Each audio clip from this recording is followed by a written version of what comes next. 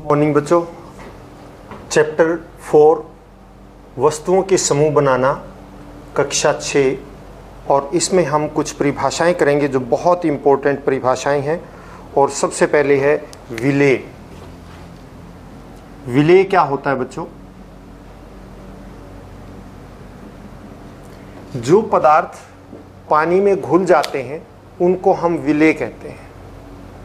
जो पदार्थ पानी में घुल जाते हैं उन्हें विलेय कहते हैं। जो पदार्थ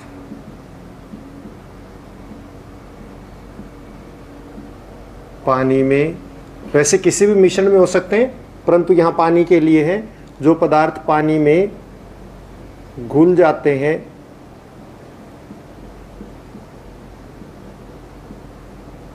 विलेय कहलाते हैं। उनको क्या कहते हैं? विलेय। उदाहरण दे सकते हैं हम, जैसे चीनी है, नमक है, ये विलेय पदार्थ है। दूसरे पदार्थ होते हैं बच्चों अविलेय। जो पदार्थ पानी में नहीं घुलते उनको हम अविलेय कहते हैं। आपने देखा ना, चीनी और नमक तो आप पानी में घोल सकते हैं, हर रोज देखते हैं, लेकिन क्या आप ऐसे बता सकते हैं जो पानी में नहीं घुलते हों? जैसे रेत है। जो पदार्थ पानी में नहीं घुलते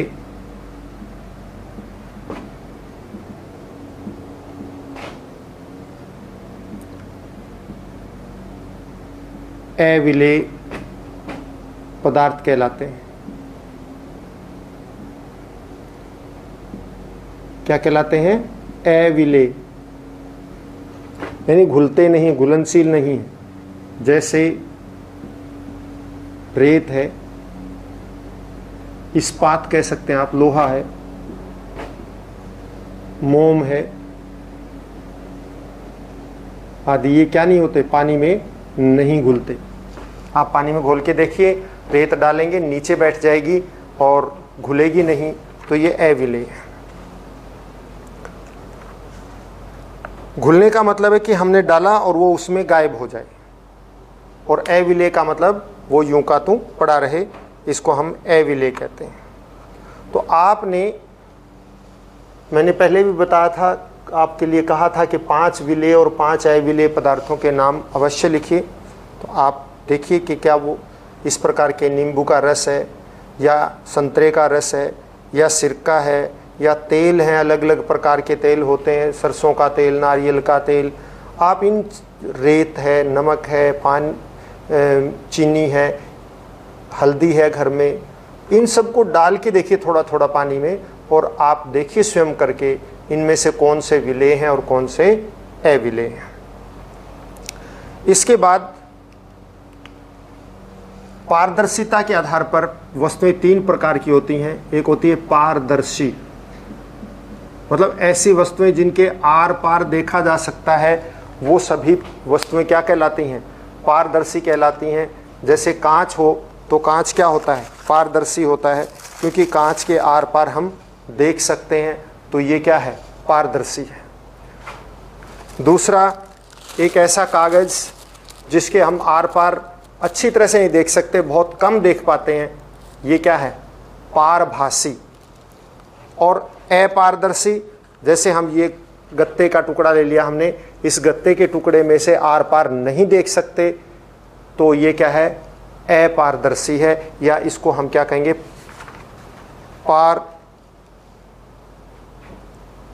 अपारदर्शी हो जाएगा ये। मतलब इस प्रकार, जिसके एक तो पारदर्शी, एक अपारदर्शी और एक पारभासी। तो पहले पारदर्शी की बात करें। ऐसे पदार्थ जिनके आर पार देखा जा सकता है,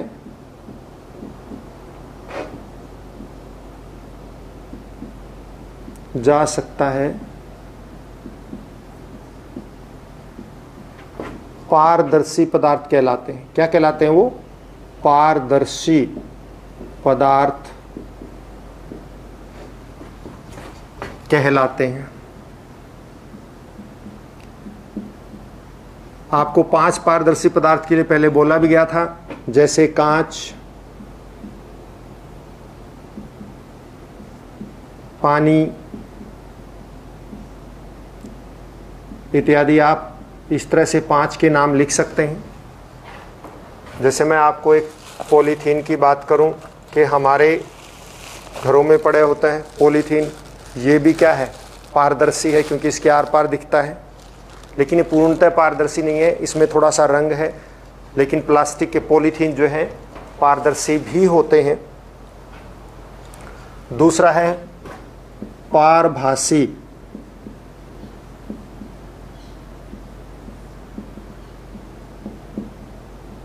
ऐसे पदार्थ, मतलब पारदर्शी जिनके आर पार देखा जा सकता है। आर पार क्यों देखा जा सकता है? क्योंकि उनमें से प्रकाश दूसरी तरफ पूरी तरह से जाता है और प्रकाश पूर्ण रूप से उनमें गुजर जाता है, आर पार हो जाता है, इसलिए हम उसके आर पार देख सकते हैं, तो हम उनको पारदर्शी कहते हैं। दूसरे होते हैं पारभासी, ऐसे पदार्थ जिनमें से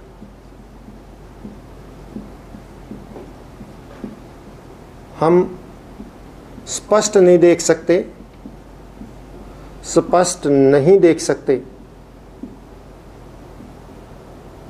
देख सकते लेकिन स्पष्ट नहीं देख सकते।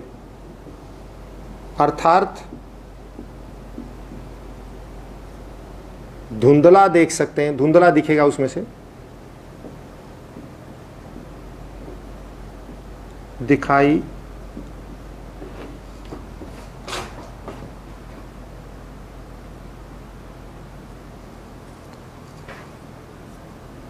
आप इसको शब्द ऐसे करिए, जैसे पदार्थ जिनके आर पार शब्द वही लिख लीजिए, हम स्पष्ट नहीं देख सकते अर्थात धुंधला दिखाई देता है, पारभासी कहलाते हैं।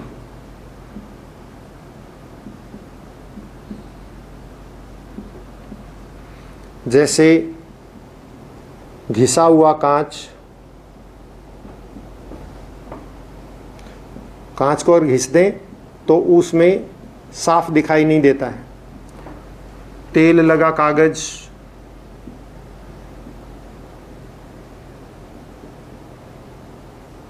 आदि। तो जिनके पूरी तरह से आर पार दिखाई नहीं देता, ये देखिए बटर पेपर है, इसको बटर पेपर कहते हैं, और इसमें से भी थोड़ा थोड़ा दिखाई देता है, ये क्या है, पारभासी। कांच को लेके घिसा दीजिए, अच्छी तरह से दिखाई नहीं देगा, पारभासी है। अपारदर्शी,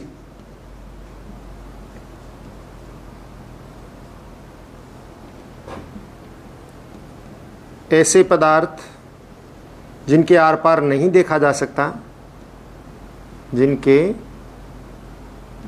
आर पार नहीं देखा जा सकता,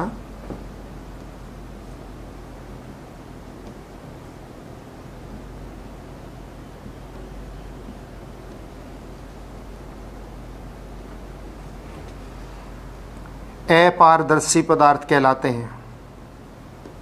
क्या कहलाते हैं? अपारदर्शी पदार्थ कहलाते हैं।